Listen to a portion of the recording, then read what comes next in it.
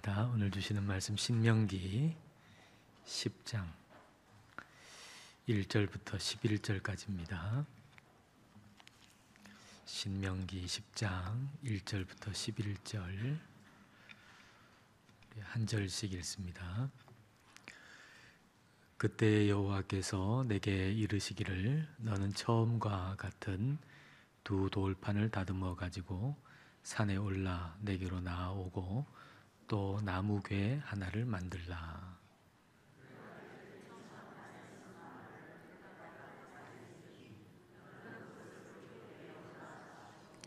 내가 조각목으로 궤를 만들고 처음 것과 같은 돌판 둘을 다듬어 손에 들고 산에 오르매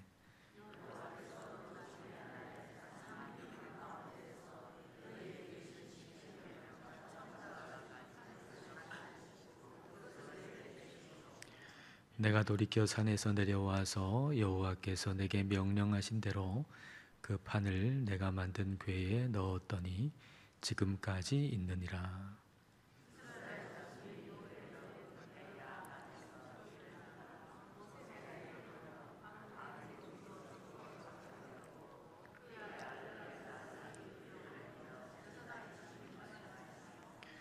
또 거기를 떠나 굿고다에 이르고 굿고다를 떠나 옅바다에 이른즉 그 땅에는 시내가 많았으며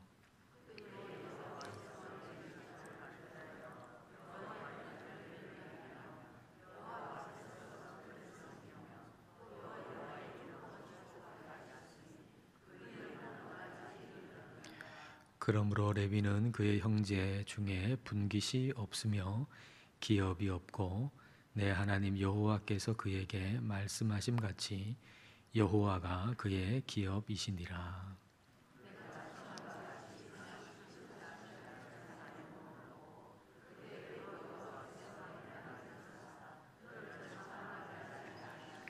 함께 읽습니다.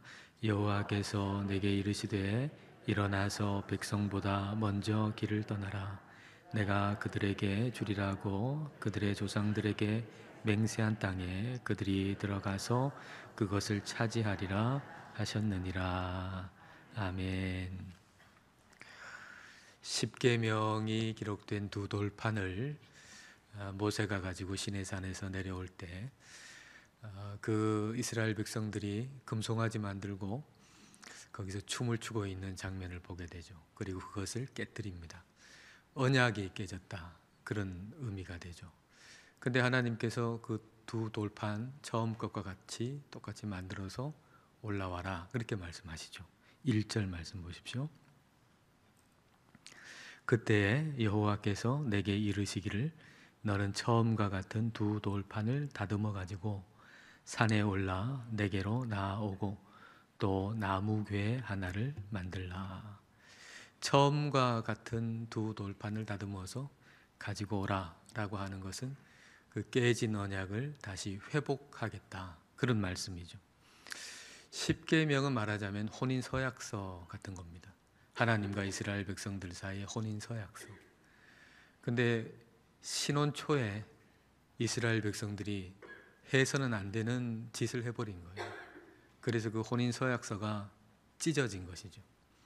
근데 하나님께서 다시 처음에 그 두 돌판과 같은 거 가지고 또 와라 라고 하는 얘기는 다시 그 서약서를 써주시겠다, 그런 의미가 되는 거죠. 회복시켜 주시겠다. 다 끝난 것 같았는데 다시 회복시켜 주시고 다시 시작하게 해 주신다는 것은 얼마나 감사한 일입니까? 여러분, 한번 깨지고 나면 영영 회복이 안 된다 그러면은 어떻게 우리가 하나님 백성으로 살 수 있겠습니까? 불가능하겠죠. 한번 깨지면은 이제는 끝났어요. 그러면 어떻게 하나님 백성으로 살겠어요? 근데 하나님께서 우리를 용서하시고 다시 시작할 수 있도록 해주신다고 하는 게 얼마나 감사한 일입니까? 그러니까 우리 삶 가운데 자, 이제 끝났다 이렇게 생각되는 순간이라 할지라도 우리가 하나님을 바라보면 다시 시작할 수 있다라는 걸 알 수가 있죠. 이스라엘 백성들이 이 사실을, 이 십계명이 들어있는 언약궤, 이걸 볼 때마다 기억해야만 했습니다. 자, 2절 말씀 보겠습니다. 내가 깨뜨린 처음 판에 쓴 말을 내가 그 판에 쓰리니 너는 그것을 그 궤에 넣으라 하시기로. 십계명을 쓴 그 두 돌판을 언약궤에 이렇게 넣어서 보관하잖아요. 근데 그게 그 언약궤가, 십계명이 들어있는 언약궤가 항상 이스라엘 백성들과 함께 있죠. 민수기 10장 말씀에 이렇게 기록되어 있습니다. 궤가 떠날 때에는 모세가 말하되 여호와여 일어나사 주의 대적들을 흩으시고 주를 미워하는 자가 주 앞에서 도망하게 하소서 하였고, 궤가 쉴 때에는 말하되 여호와여 이스라엘 종족들에게로 돌아오소서 하였더라. 십계명을 남은 그 언약궤를 따라서 가는 거예요. 그리고 그게 멈추면 멈추는 거죠. 십계명을 담은 언약궤는 하나님의 임재를 상징하는 것이었습니다. 그러니까 이스라엘 백성들은 항상 그 언약궤를 볼 때마다 떠올리고 생각해야 되는 거예요. 아, 우리가 참 목이 곧은 백성이다. 우리가 금송아지를 만들지 않았던가. 하나님이 우리하고 결혼 서약서를 지금 쓰고 계시는 그 순간에, 다른 순간도 아니고 이제 너하고 나하고 결혼한다. 그래서 결혼 서약서를 지금 쓰고 있는 그 순간에 우리는 금송아지를 만들어 가지고 그렇게 하나님을 배반한 그런 백성이다. 그럼에도 불구하고 하나님 우리를 용서하셨다. 다시 시작하게 해주셨다. 그 하나님 우리가 잊지 말고 하나님 말씀에 순종하는 백성 되어야 되겠다. 이걸 이제 십계명이 들어있는 언약궤를 볼 때마다 생각해야만 하는 거죠. 그러니까 이 언약궤는 마음을 새롭게 하라고 주시는 거예요. 마음을 새롭게 하라고. 근데 마음을 늘 새롭게 하지 않으면 새롭게 하라고 주신 것도 형식화가 되고 우상화가 되고 이상하게 바뀌어 버리죠. 언약궤도 그랬단 말이죠. 시간이 지나가니까 나중에 사무엘상 4장 이하에 보면 그걸 좀 부적처럼 생각하잖아요. 이용하는 거죠. 이것만 가지고 가면은, 이 언약궤만 가지고 가면 우리는 전쟁에서 이겨. 이것만 가지고 딱 가지고 가면은 무슨 시험을 쳐도 100점 맞을 수 있어. 뭐 이런 식으로 부적처럼 생각을 하는 거죠. 그래서 그 언약궤를 빼앗기지 않았습니까? 그러니까 무엇이든지 시간이 지나면은 의미가 퇴색되고 그리고 형식화되어 버려요. 첫 마음을 회복한다는 거, 그래서 중요한 거죠. 우리가 첫 마음 회복한다는 거. 시간이 조금 이렇게 지나가면 우리가 처음 가졌던 그 마음은 그 의미가 자꾸 퇴색되고 잊어버리고 형식화되고, 그래서 첫 마음을 회복한다는 건 우리에게 굉장히 중요한 일입니다. 하나님의 사랑이 위대한 건 뭘까요? 처음 사랑이 끝까지 변치 않는다는 거죠. 하나님 사랑의 위대함은, 하나님은 우리를 사랑하시는데 처음 사랑으로, 천년이 지나도 만년이 지나도 처음 사랑으로 우리를 사랑하신다는 거, 이게 하나님의 사랑의 위대함이죠. 3절 4절 말씀입니다. 내가 조각목으로 궤를 만들고 처음 것과 같은 돌판 둘을 다듬어 손에 들고 산에 오르매 여호와께서 그 총회 날에 산 위 불 가운데에서 너희에게 이르신 십계명을 처음과 같이 그 판에 쓰시고 그것을 내게 주시기로. 처음과 같이, 얼마나 좋은 말입니까? 이 말이, 우리 하나님이 처음과 같이, 그게 이스라엘 백성들 그 죄로 인해 깨졌는데, 근데 처음과 같이 그걸 써주셨다. 처음과 같이라고 하는 말이 얼마나 좋은 말입니까?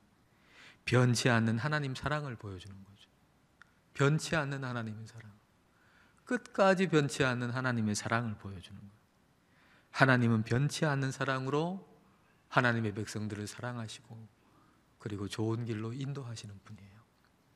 하나님은 우리를 변치 않는 사랑으로 사랑하시고 우리를 좋은 길로 인도하시는 분이에요. 6절 7절 보겠습니다. 이스라엘 자손이 부에롯 브네야 아간에서 길을 떠나 모세라에 이르러 아론이 거기서 죽어 장사되었고 그의 아들 엘르아살이 그를 이어 제사장의 직임을 행하였으며 또 거기를 떠나 굿고다에 이르고 굿고다를 떠나 옅바다에 이른즉 그 땅에는 시내가 많았으며. 여기 이 구절에서 두 가지 생각해 볼 수 있는데요. 하나는 지명에서 모세라라고 하는 것은 훈련, 단련함이라는 뜻이거든요. 또 옅바다라고 하는 건 좋은 땅이라는 의미예요. 그러니까 하나님이 모세라를 통해 가지고 옅바다에 이르게 하시죠. 하나님이 우리를 훈련시키시고 단련시키셔 가지고 옅바다, 좋은 땅으로 우리를 인도하시는 분이죠. 우리 하나님은 우리를 좋은 곳으로 인도하시는 분, 그 하나님이 우리의 하나님이시라는 거죠. 또 한 가지는 끊어지지 않고 이어지게 하신다는 겁니다. 끊어지지 않고 이어지게 하신다. 아론이 죽었는데 그 다음에 그 제사장 직분을 엘르아살 그 아들이 이어받잖아요. 끊어지지 않고 이어진다는 거, 그게 얼마나 큰 복입니까, 여러분? 우리의 삶에 우리 하나님은 우리에게 복을 주시는데 그것은 끊어지지 않고 이어지게 하시는 복이에요. 400m 뭐 이렇게 이어달리기, 계주 이렇게 보면 미국 팀이 보니까 상당히 강한 팀이더군요. 개인적으로 봐도 상당히 뭐 실력이 있는 선수들이에요. 그런 선수 4명을 모아놨으니까 뭐 탁월하죠. 그런데 그렇게 탁월한 팀이라도 바통 넘겨줄 때 제대로 넘겨주지 않으니까 꼴찌가 되더라고요. 그러니까 이어진다라고 하는 건 그렇게 중요하고 그렇게 좋은 거예요. 근데 우리 하나님이 그렇게 하시는 거죠. 한 사람이 임무를 잘 수행하고 그 다음에 좋은 후임이 그 뒤를 잇는다는 거 얼마나 큰 복입니까? 한 사람이 결혼을 해가지고 자녀를 낳는다는 거 얼마나 이게 큰 복입니까? 근데 하나님께서 그런 복을 주신다는 거예요. 우리에게 끊어지지 않고 이어지는 복, 그런 복을 우리에게 하나님은 주신다는 거죠. 하나님은 제사장의 이 직분을 이어가게 하셔가지고 그 이스라엘 백성들을 축복하게 하셨어요. 축복하게. 8절 말씀. 8절을 같이 한번 읽어볼까요? 그때에 여호와께서 레위 지파를 구별하여 여호와의 언약궤를 매게 하며 여호와 앞에 서서 그를 섬기며 또 여호와의 이름으로 축복하게 하셨으니 그 일은 오늘까지 이르느니라. 레위 지파를 구분해 가지고 그들로 하여금 언약궤를 매게 하시고요. 그리고 하나님을 섬기게 하시고요. 또 한 가지 중요한 임무는 이스라엘 백성들을 축복하게 하셨다는 거예요. 축복하게 하셨다. 가장 큰 복은 뭐예요? 하나님을 잘 믿는 거 아닙니까? 하나님을 잘 믿는 거.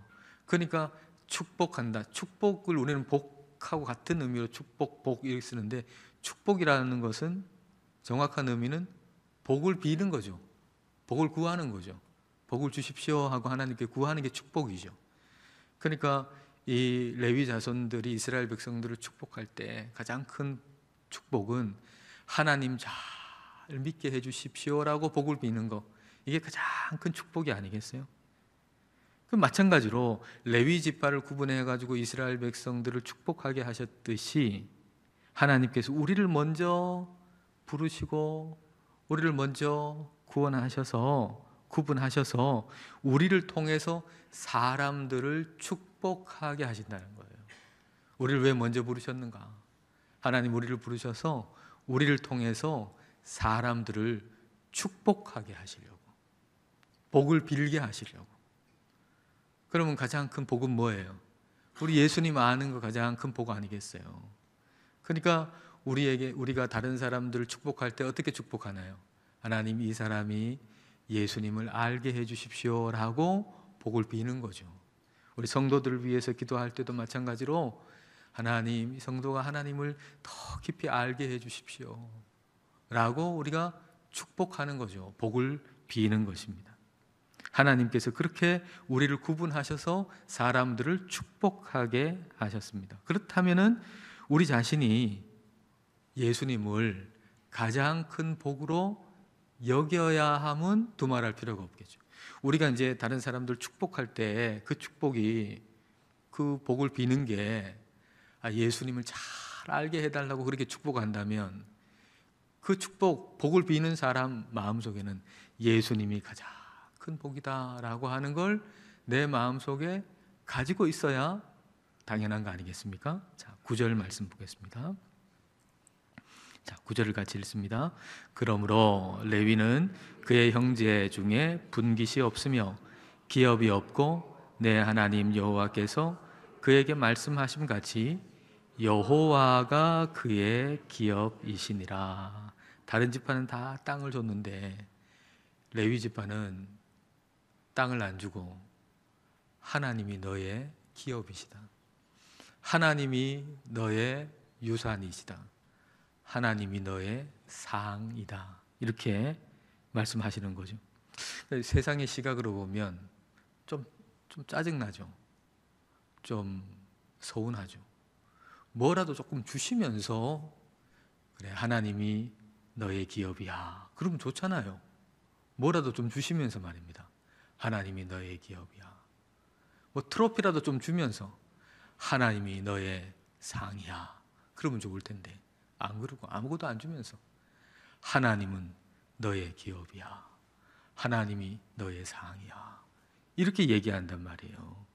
그러나 우리가 조금만 생각을 해보면은 진짜 이 맞는 말이구나. 하나님이 나의 상이라는 게 가장 큰 복이구나. 이걸 알죠. 조금만 생각해 보면. 어떤 분이 시 한 편을 보내주셨는데 그 시가 초등학교 6학년 아이가 쓴 시예요. 몇 년 전에 쓴 거지만 초등학교 6학년 때 쓴 거예요. 그 아이가. 근데 엄마가 암으로 먼저 돌아가셨어요. 암으로 먼저 돌아가시고 초등학교 6학년인데 엄마가 없어요. 얼마나 쓸쓸하겠어요. 얼마나 엄마가 보고 싶겠어요. 그래가지고 엄마를 그리워하면서 쓴 시예요. 그 시 한번 볼까요? 제목, 가장 받고 싶은 상. 아무것도 하지 않아도 짜증 섞인 투정에도 어김없이 차려지는 당연하게 생각되는 그런 상. 하루에 3번이나 받을 수 있는 상. 아침상, 점심상, 저녁상. 받아도 하다는 말 한마디 안 해도 되는 그런 상. 그때는 왜 몰랐을까? 그때는 왜 못 보았을까?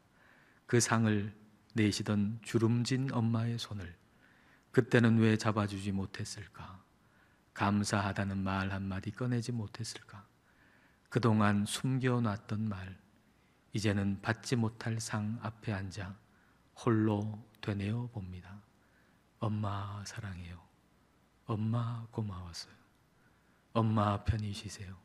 세상에서 가장 받고 싶은 상, 엄마 상, 이제 받을 수 없어요. 이제 제가 엄마에게 상을 차려 드릴게요. 엄마가 좋아했던 반찬들로만 한가득 담을게요. 하지만 아직도 그리운 엄마의 밥상, 이제 다시 못 받을 세상에서 가장 받고 싶은 울 엄마 얼굴상. 이 아이가 가장 받고 싶은 상은 뭐예요? 엄마 얼굴상이에요. 엄마 얼굴. 엄마가 여기 있는 거 그게 가장 큰 상이에요. 그럼 우리한테 가장 큰 상은 뭐겠어요? 하나님의 얼굴상. 하나님의 얼굴상. 하나님의 임재, 하나님의 존재. 그게 우리한테는 가장 큰 상이다 라고 하는 거죠. 그러니까 하나님께서 레위 지파한테 하나님이 너의 기업이다 라고 할 때 그게 진짜 맞는 말이죠. 너무 큰 복이죠. 우리에게, 하나님 우리에게 하나님이 너의 상이다 라고 할 때 그게 진짜 복된 거죠. 우리에게 가장 큰 상은 하나님이 우리와 함께 계시는 거. 이거야말로 우리에게 가장 큰 상이라는 거예요. 가장 큰 복인 거죠. 우리가 다른 이들을 축복하기 위해서 구분된 존재라면 우리에게 분명히 해야 할 것이 하나 있는데 그것은 나에게 가장 큰 상은 하나님이다 이겁니다. 나에게 가장 큰 상은 예수 그리스도다. 이게 우리에게 늘 분명해야 됩니다. 이 마음이 처음 마음이고요. 이 마음이 처음 사랑이에요. 우리한테 처음 사랑은 뭐냐? 우리 주님이 내 사랑입니다. 이 마음이 처음 사랑이에요. 처음 사랑, 처음 마음. 이 마음을 우리가 잃어버려서는 안 돼요. 이 마음. 근데 자꾸 시간 지나면 희미해지거든요. 이 마음을 다시 회복해야 돼요. 10절 말씀 볼까요? 10절 말씀. 내가 처음과 같이, 모세가 처음과 같이 40주 40야를 산에 머물렀고 그때에도 여호와께서 내 발을 들으사 너를 참아 멸하지 아니하시고. 하나님도 처음과 같이 하셨는데 모세도 처음과 같이 그렇게 했잖아요. 모세도 처음과 같이 우리가 처음 사랑을 회복해야 되겠습니다. 요한계시록 2장 3절과 4절입니다. 같이 읽겠습니다. 또 내가 참고 내 이름을 위하여 견디고 게으르지 아니한 것을 아노라. 그러나 너를 책망할 것이 있나니 너의 처음 사랑을 버렸느니라. 예수님께서 에베소 교회에게 너 참았다, 또 견뎠다, 게으르지 않았다 그랬어요. 얼마나 좋은 겁니까? 좋은 칭찬 같잖아요. 게으르지 않았다, 열심히 했다는 거죠. 근데 문제는 뭐냐면 그 다음에 처음 사랑을 버렸다. 처음 사랑을 버렸다. 게으르지 않았다. 뭔가 열심을 냈다. 그러나 처음 사랑을 버렸다. 그리고 그 다음에 하시는 말씀이 뭐냐면 처음 행위를 가지라 하는 거예요. 처음 행위를 가지라. 여러분, 그 처음 행위는 뭘까요? 그 처음 행위는 사랑과 하나님의 일을 하는 하나님의 일이 간격이 없는 게 처음 행위예요. 사랑과 하나님의 일을 하는 게 간격이 없어요. 사랑해서 하나님의 일을 하고 하나님의 일을 해서 주님을 사랑하는 거예요. 이 두 가지가 차이가 없어요. 그런데 시간이 점점 지나니까 간격이 생겨버린 거죠. 간격이. 사랑 없이도 하나님의 일을 하는 거예요. 여러분, 사랑 없이도 하나님의 일을 할 수 있어요. 그것도 열심히 할 수 있어요. 그리고 하나님의 일을 하는데 하나님을 향한 사랑은 별로 잘하지 않아요. 두 개가 간격이 생겨버리죠. 처음에는 처음 행위가 두 가지 간격이 없었어요.